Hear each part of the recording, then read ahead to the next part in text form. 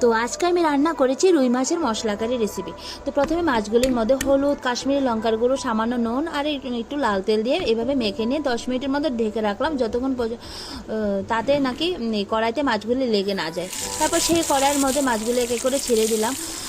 আর নাকি সবসময় না একই রকম খেতে ভালো লাগে না, তাই একটু ভিন্নভাবে খেতে আমি পছন্দ করি, তাই আমি আজকে এভাবে রান্না করলাম। তো কথা বলতে বলতে মাছগুলি ভাজা হয়ে গেলো, আর সেই তেলের মধ্যে এলাচ, দারচিনি, লাল কাশ্মীরি লঙ্কার গুঁড়ো আর হলুদ দিয়ে কিছুক্ষণ নেড়ে চেড়ে নিয়ে তারপর একটা মিক্সার গ্রাইন্ডারের মধ্যে আস্ত জিরে, ধনে, মাস্টারড, আদা, রসুন, একটু ধনে পাতা আর সামান্য চেরা কাঁচা লঙ্কা দিয়ে একটু গ্রাইন্ড করে নিলাম।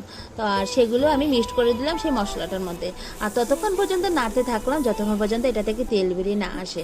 আর তার সাথে দিয়ে দিলাম টমেটো একটা, কারণ এই টমেটো দিলে নাকি খাওয়ার যে টেস্টটা, রান্নার টেস্টটা আরও দ্বিগুণ বেড়ে যায়। আর তার সাথে দিয়ে দিলাম একটু লবণ। বাস এভাবে দেখুন তেল বেরিয়ে আসলো, আর শেষে জল দিয়ে একটু নেড়ে চেড়ে নিয়ে মাছগুলিকেও ছেড়ে দিলাম। আর ততক্ষণ পর্যন্ত মাছগুলিকে ঢাকনা দিয়ে রাখলাম যতক্ষণ পর্যন্ত এটার মধ্যে মশলাগুলি মিশে না যায়। তো বাস হয়ে গেলো আমার এই রুই মাছের এই রেসিপিটা। আর সত্যি বলছি এটা না খেতে বেশ দারুণ হয়েছে, আমার কাছে তো বেশ ভালোই লেগেছে। কারণ নামানোর আগে চেরা কাঁচা লঙ্কা আর গরম মশলা দিয়ে নামিয়ে নিলাম। আর যদি ভালো লাগে অবশ্যই আমার চ্যানেলটাকে লাইক করবেন, কমেন্ট করবেন আর ফলো দিয়ে যাবেন, যাতে আমি আরও নতুন নতুন ভিডিও আরও আপনাদের জন্য আনতে পারি। আর আমি সবসময় ভিডিও করার সময় পাই না, সবসময় রোজ রাতেই ভিডিও করি, ভালো লাগে তাই। তো সবাই ভালো থাকো, সুস্থ থাকো। আজকের জন্য টাটা।